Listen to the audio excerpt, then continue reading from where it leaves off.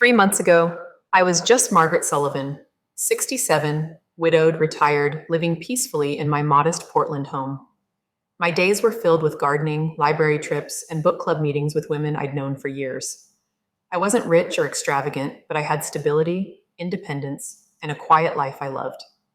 That was before I found myself slipping a desperate note to a bank teller, begging for help while my daughter and son in law smiled and planned to seize control of everything I'd built.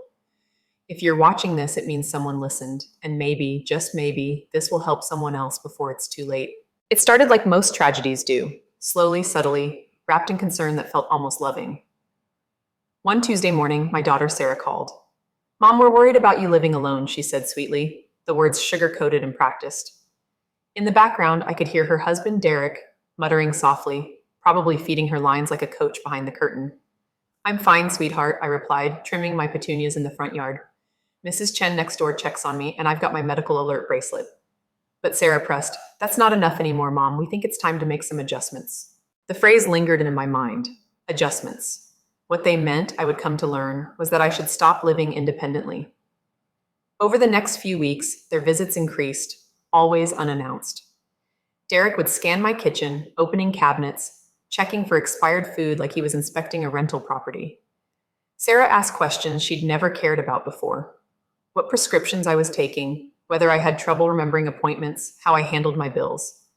And always, there was a smile. Too polite, too hollow.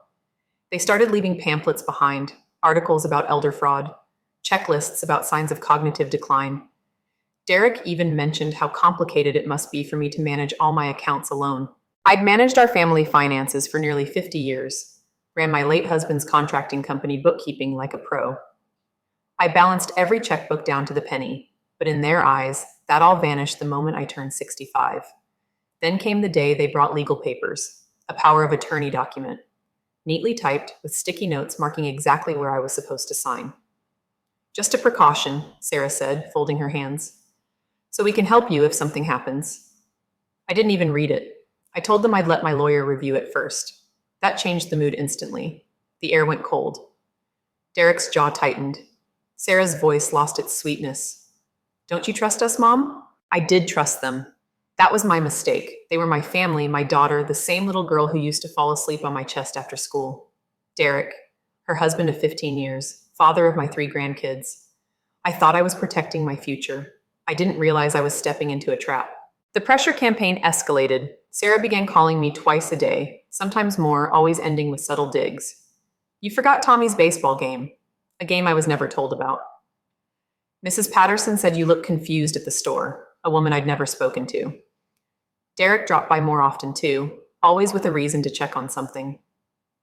One morning, I caught him taking photos of my prescription bottles with his phone. When I asked why, he smiled like I was the child. "Just keeping track," Sarah worries. Then came the moment that shook me. My pill organizer, something I'd used daily for years, was scrambled. Tuesday's pills and Friday's slot. Vitamins where my heart medication should be. I knew I hadn't made the mistake. I always double-checked. But the doubt crept in. Was I starting to forget things? Was I slipping? When I called Sarah, her tone was thick with concern and something else. Satisfaction. "This is what we were afraid of, Mom."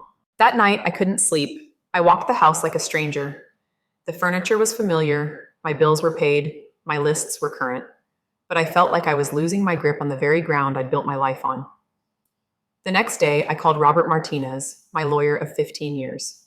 "Robert, I need you to look at some documents. And I think I need protection." He didn't ask questions, just told me to come in first thing the next morning. I felt seen, for the first time in weeks. Robert reviewed the documents with a deepening frown. "Margaret," he said gently, "these papers give Sarah and Derek full control, financially, medically. They could sell your house, transfer your investments, commit you to a care facility, and you wouldn't be able to stop them." The air left my lungs. They said it was just precautionary. Robert shook his head. "This is predatory elder abuse, and it's more common than you think." We made a plan. First, we'd document everything. Every strange incident, every pressure tactic, every comment. Second, we'd secure a medical and mental competency evaluation. Third, we'd draw up new legal documents, a revocable trust, a real power of attorney, and protections that ensured my autonomy. But Robert warned me, don't tell them. If they suspect you're getting legal help, they'll escalate. Let them think they're still in control. So I waited. I smiled when they called. I played the forgetful mother. But I wrote down everything. When Derek dropped off more updated forms, I pretended to misplace them. When Sarah brought up banking access again, I changed the subject. I watered my garden, drank tea on my porch, and watched my roses bloom. Roses I'd planted the year we bought the house, I reminded myself daily, I am not confused, I am not in decline, I am not done. But I knew something was coming, and I was right. Saturday morning arrived with a sharp chill in the air and that particular golden light that only shows up in autumn. The leaves were just beginning to fall, crunching under my shoes as I moved about my home, organizing the documents Robert had helped me prepare and locking them in my bedroom safe. I'd followed every step we discussed. If today was the day they pushed harder, I'd be ready. At exactly 9:02 a.m., Sarah and Derek pulled into my driveway with the kids in tow. Emma, 12, and the 9-year-old twins, Jake and Josh, burst from the SUV with laughter and energy, running toward the backyard before I could even greet them. Grandma, can we pick apples? Emma called. I smiled and waved. Of course, sweetheart. They're perfect this week. Inside, things turned colder. Sarah set a bag of bagels on the kitchen counter like we were hosting a brunch instead of staging a financial ambush. Derek, ever the performer, carried a leather portfolio with all the weight of a man on serious business. Mom, Sarah began, we brought the papers again. We really think you should reconsider. I poured the coffee with steady hands despite the way my stomach was tightening. I told you before, I want my lawyer to review them. Derek's smile didn't reach his eyes. Lawyers are expensive, and honestly, these are standard forms. I had our legal department at work look them over. I almost laughed. Derek sold insurance. His legal department wrote liability clauses and payout delays, but I kept my tone polite. Even so, I prefer to wait. They exchanged one of those silent marital looks. Then Derek slid a new set of forms across the table. Actually, these are different. Joint account access, just as a backup in case something happens. I studied the top page, not backup signatories, joint holders, full access, no restrictions. Why would you need access to my accounts? I asked. In case of emergency, Sarah chimed in. If you're ever hospitalized or unable to pay bills, I have everything set to auto pay. I've never missed a due date. Derek leaned forward, his voice coded in calm authority. But what if something serious happens? A stroke, a fall? You'd want your family to be able to help you. I didn't answer right away. I let the silence build, made them shift a little in their chairs. These forms need to be notarized, I finally said. We thought of that, Derek replied, like this was all a logical progression. My friend Mike is a notary. He's meeting us at First National Bank at 11 Huncock a.m. They'd planned everything. The visit, the papers, the notary, the timing, as if I were a piece of property waiting to be signed over. And if I don't want to go? I asked. Sarah blinked rapidly. Mom, please don't make this harder than it has to be. I could see it now, the full narrative they'd rehearsed. Loving daughter, worried son-in-law, confused aging mother. They'd built their case well, even brought bagels. I smiled. Okay, we can go. The drive felt like a quiet funeral procession. Me in the back seat while they chatted about traffic and errands. They acted like I wasn't even there.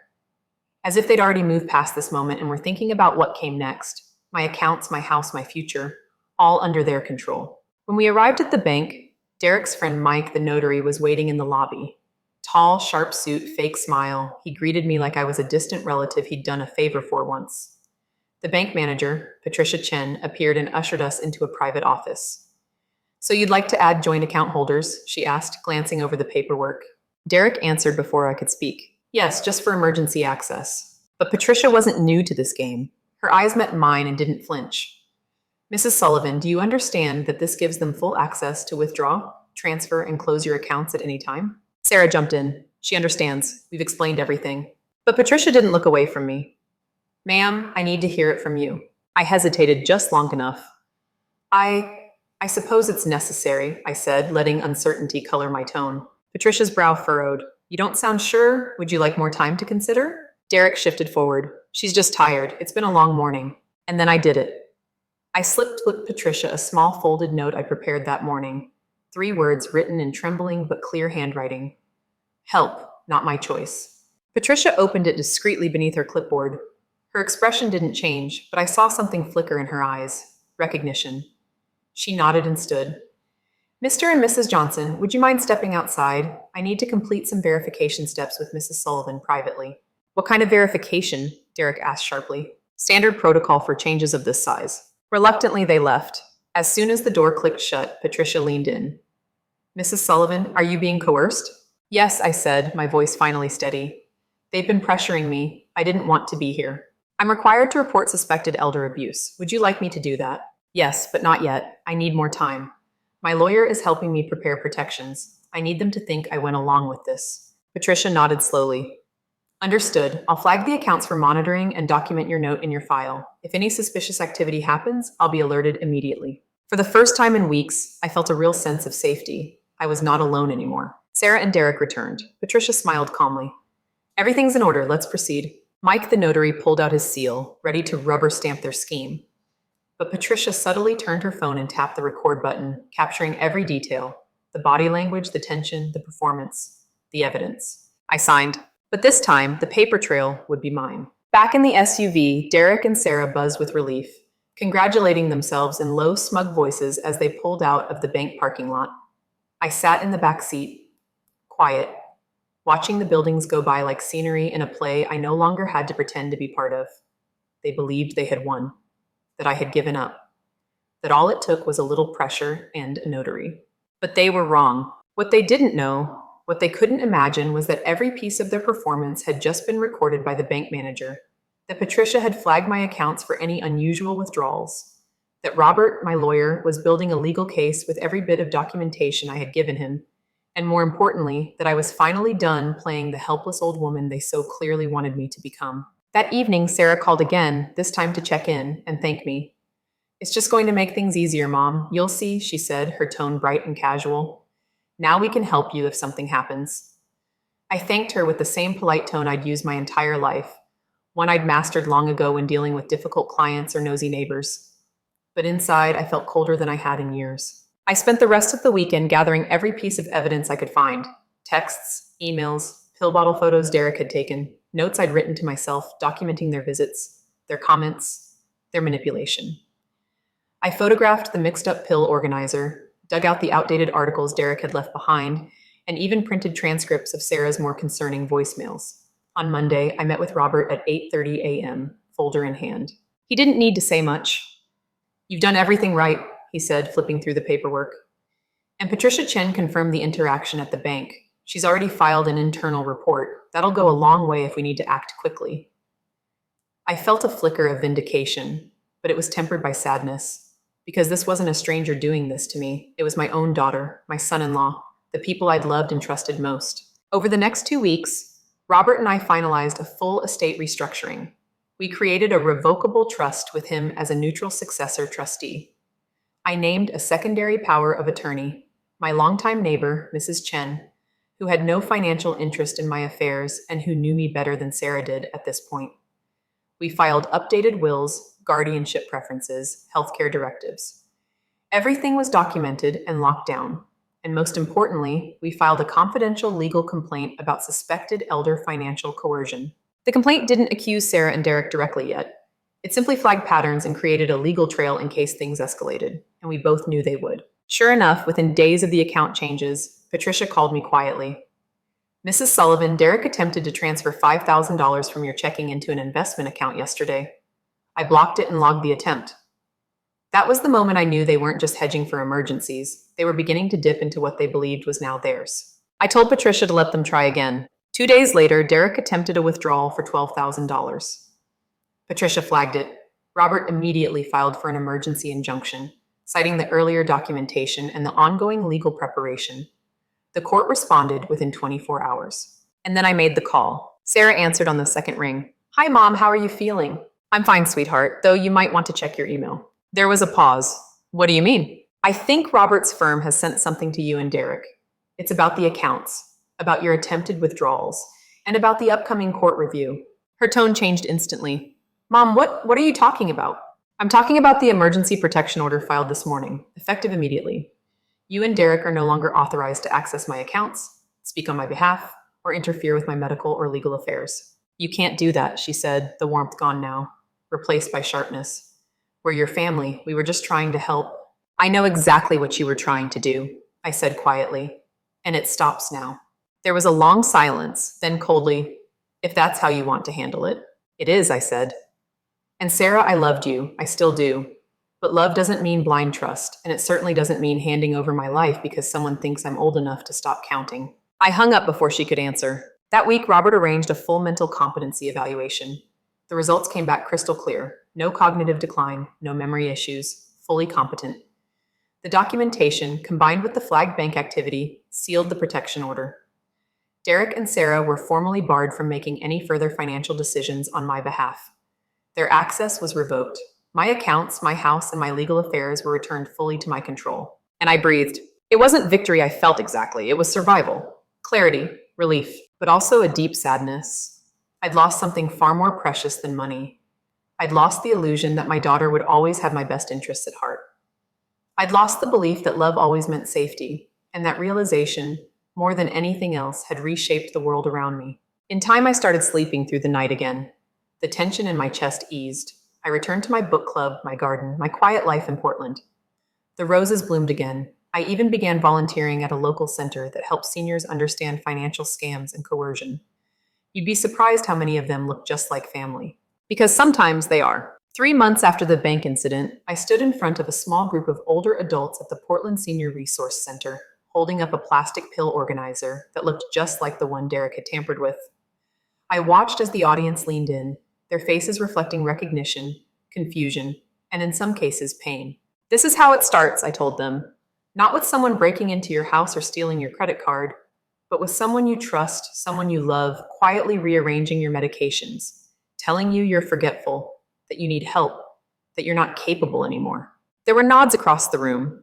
One woman near the back wiped a tear from her cheek. I hadn't planned to speak publicly about what happened. I'm not a crusader. I was just a widow with a garden and a quiet life until my own daughter tried to sign away my independence. But the more I shared, the more I realized how common this was.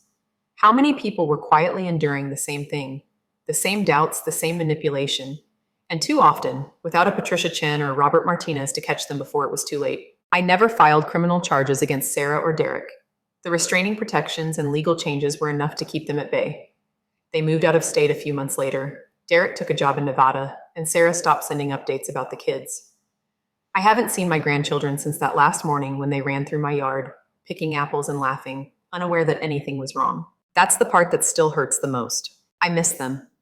And I miss the version of my daughter who used to call me just to tell me about her day, not to probe into my finances.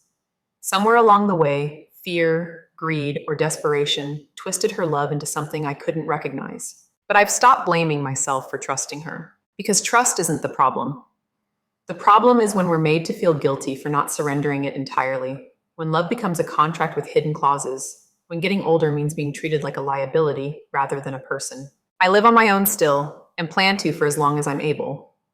I've since updated my medical alert system, added a second trusted friend as an emergency contact, and digitized all my documents. And I've spoken to dozens of other seniors, reminding them that independence is not selfish, that asking questions is not ungrateful, that protecting your rights is not being difficult. If there's one thing I've learned from all of this, it's this. People will try to write you off the moment they think your memory slips or your knees ache. Society loves a helpful grandmother, a sweet old lady, but it's less kind to a woman who still insists on reading every contract, questioning every signature line. So be that woman. Read everything. Ask everything. Say no when your gut says no. Whether you're 65 or 95, your life is still yours. And if anyone tells you otherwise, whether it's your daughter, your son-in-law, or a smiling notary, remember that not all love is honest, and not all help is helpful. If you are watching this and someone is pressuring you to sign something, slow down. Call a lawyer. Talk to your bank. Look in the mirror. If the person looking back at you still knows who she is, then you don't owe anyone an apology for standing your ground. And if you've made it this far in the story, thank you. I never thought I'd be sharing any of this online, but maybe it'll reach someone who needs to hear it. If this video helped you or someone you love, please like, share, and subscribe. And let me know in the comments. Where are you watching from? Have you ever experienced anything like this? You're not alone, and you're not powerless. They called it help. That was the word they kept using, over and over, until it didn't sound like a kindness anymore. Just a threat wrapped in concern. Help. The truth was, they weren't helping me. They were helping themselves to my life. My name is Margaret Sullivan. I'm 67, widowed, and I've spent nearly 5 decades managing my own finances, raising my daughter, building a life I'm proud of. And yet none of that mattered the day my daughter and her husband decided I was too old to trust my own judgment. It started with the little things. Derek, my son-in-law, began reorganizing my pill organizer, claiming I'd mixed up my dosages. Then Sarah, my only child, began offering to take care of the bills. She'd always been close, especially after my husband died, but lately her attention felt less like love and more like surveillance. When she and Derek moved into the spare room, temporarily, I welcomed it. I missed having people in the house, but soon I realized they weren't guests. They were planning a takeover. They began questioning everything: how much I spent on groceries, why I hadn't downsized the house, whether I remembered conversations clearly. Subtle jabs, always framed as concern. Then came the bank visit. Just a formality, Sarah insisted. Just making sure you're protected, Mom. What they didn't say was that I'd be signing over power of attorney and adding them as joint account holders. They thought I wouldn't notice. They thought I'd be confused, overwhelmed. They didn't count on Patricia Chen, the bank manager. Patricia was young, sharp, and kind. When I slid a note across the desk that said, "Help me," she didn't flinch. She started recording the meeting discreetly and guided me through the process while watching Sarah and Derek closely. "There we go, Mom," Derek said, squeezing my shoulder just a bit too hard. "Now we can take better care of you." I smiled, nodded, and tucked Patricia's business card into my purse. I knew I'd be calling her very soon. On the drive home, Sarah and Derek were jubilant, chatting about how I wouldn't have to worry about finances anymore. I sat in the back seat, quiet, watching them celebrate what they thought was a victory. "Handle everything," Derek had said. Those words chilled me. They weren't offering support, they were seizing control. That night, I sat at my kitchen table staring at the documents I'd signed. Every signature felt like a small death. They'd underestimated me, though. They thought I was naive. But I'd managed our family finances for decades. I knew what they were doing. I called Patricia first. She confirmed the accounts were being monitored and flagged any suspicious activity. "You still have options," she assured me. Then I called Robert Martinez, my lawyer. He was furious I hadn't warned him before signing anything, but he understood. I needed evidence, and now I had it. They didn't waste time. That very night, Derek transferred $5,000 into their joint account. "Theft," Robert said bluntly when I showed him the transaction. "We'll start moving your assets into a protective trust first thing Monday morning." That weekend, Sarah texted, thanking me for making the right choice. Right for whom, I wondered. Monday morning, I arrived at Robert's office before 8 a.m., determined to undo what they had done. He'd stayed up all weekend preparing paperwork, an irrevocable trust, new power of attorney, emergency freezes. "We need to move fast," he warned, and he was right. By Wednesday, the pressure intensified. Sarah called every 2 hours. Distant relatives I hadn't seen in years stopped by, expressing concern. Even Sarah's pastor visited, asking if I needed spiritual guidance about accepting help. The message was clear: surrender or be overwhelmed. But I wasn't giving in. Then came the final straw, a call from Patricia.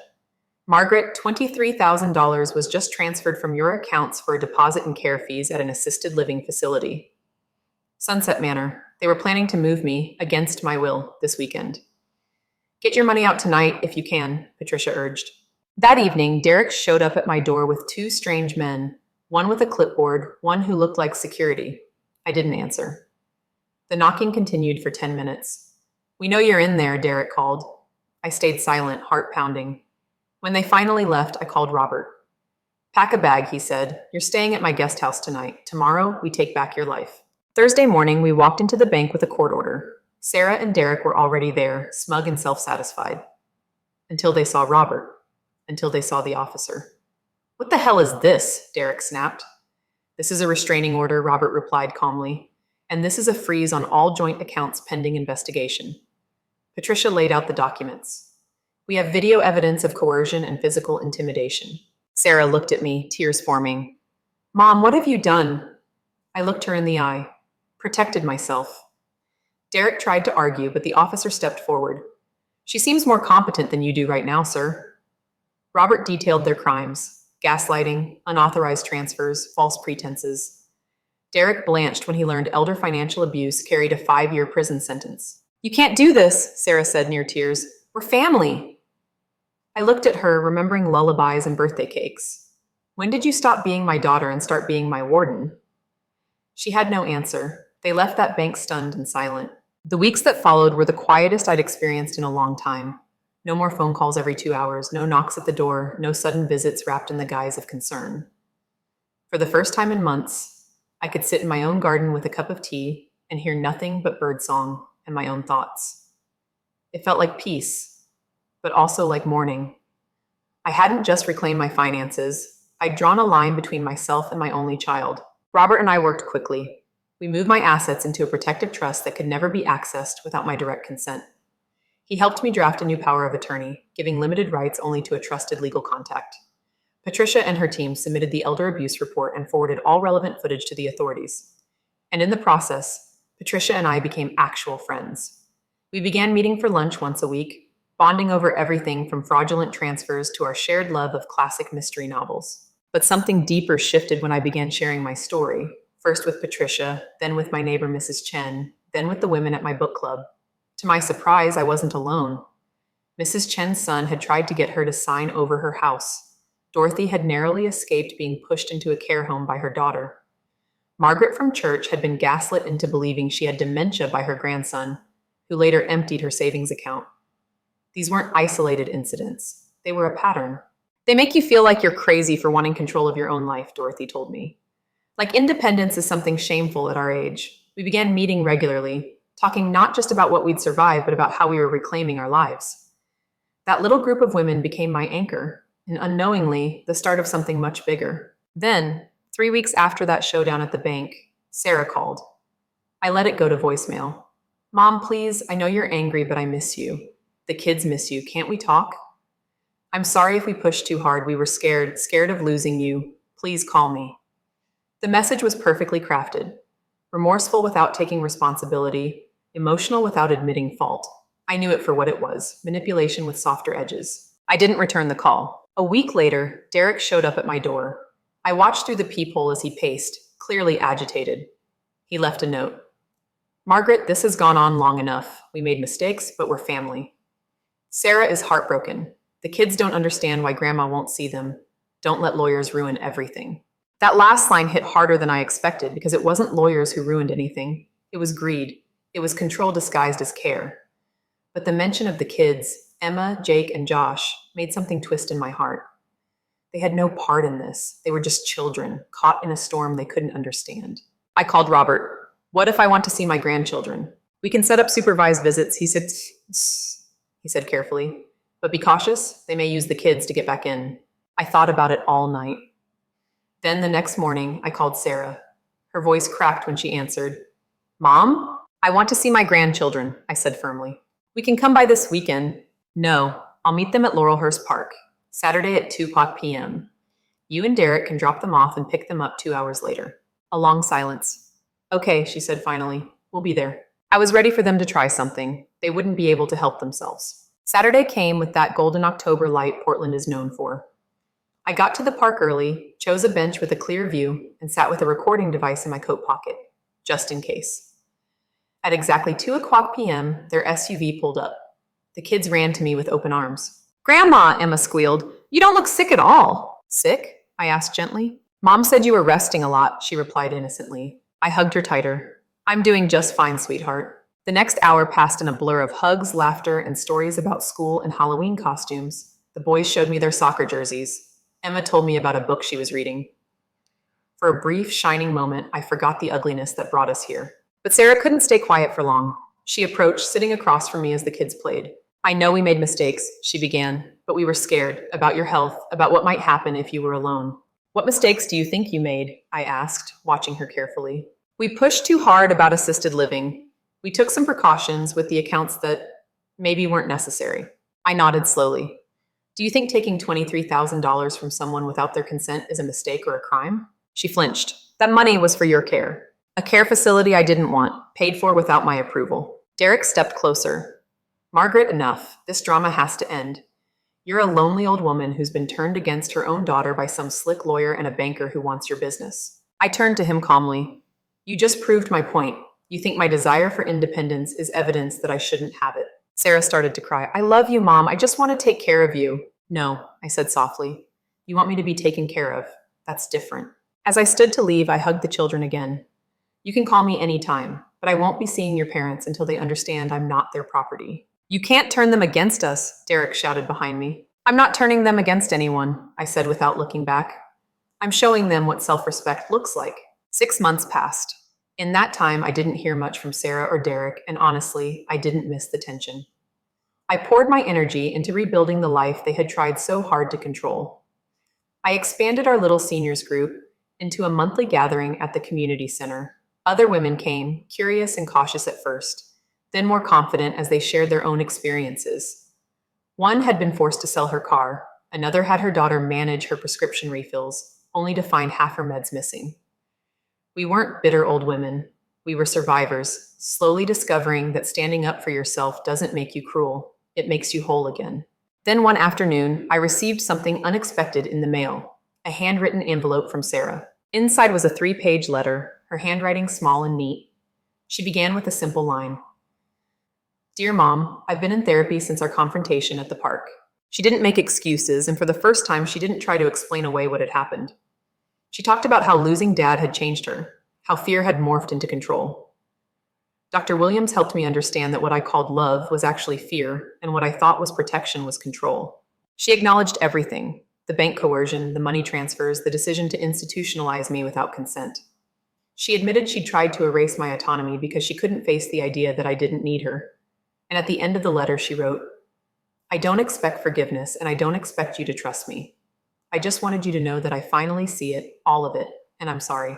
I set the letter down and let the silence settle over me. It didn't erase what she'd done, but it mattered. Because this time, she hadn't called. She hadn't dropped by. She'd written.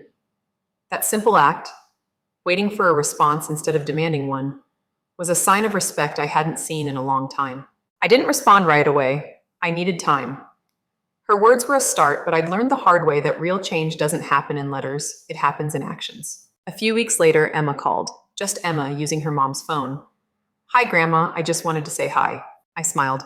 Hi, sweetheart, I'm so glad you called. Mom says it's okay now, that I can talk to you whenever I want. We chatted about her school play, how she was dressing up as Marie Curie for Science Week, and whether I could come watch her performance. I told her I'd be there. No matter what was going on with the adults, the children deserved to know that my love for them hadn't changed. I called Robert. Can we draft a visitation agreement? Of course, he said. Want to ease back into things? Yes, but slowly, and only on my terms. That Sunday, I sat in the front row of a middle school auditorium, watching my granddaughter explain radiation with a cardboard atom hanging around her neck. Sarah sat 3 rows behind me. She didn't approach, didn't try to force a moment. She just watched, like I did, respecting the distance I needed. And in that quiet act, I saw something I hadn't before. Not just regret, but growth. Later, I stood under a maple tree outside the school when Sarah came over, alone. No Derek, no pressure, just her. Thank you for coming, she said. She did wonderfully, I replied. She's missed you. I've missed her too. Sarah looked down at her hands. I'm not asking for anything right now. I just wanted to say that. I nodded. That's the first time in a long while you haven't tried to control the conversation. She smiled faintly. Trying to learn. I didn't say anything more. There was nothing to fix that day, no big gesture to make, just a small moment of mutual understanding. That was enough for now. As I drove home, I thought about the women from my support group, about how many of us were told we were selfish for not handing over our lives in the name of help, how often we were asked to trade dignity for convenience, and how easily our silence had been mistaken for consent. But not anymore. If you were watching this and any part of it feels familiar, if your children have begun speaking to you like a problem to be managed instead of a person to be loved, I want you to remember something. You're not a burden, you're not a child, you're not too old to know what's best for yourself. You've spent a lifetime learning how to survive, how to solve problems, how to stand on your own. Don't let anyone take that from you, not even the people who say they love you most. And if you've been through this and come out the other side, share your story. Someone else might need it more than you know. Please like this video, share it with someone who might need to hear it, and subscribe if you want more stories like this. And if you've experienced something similar, let me know in the comments. Your voice matters more than you think.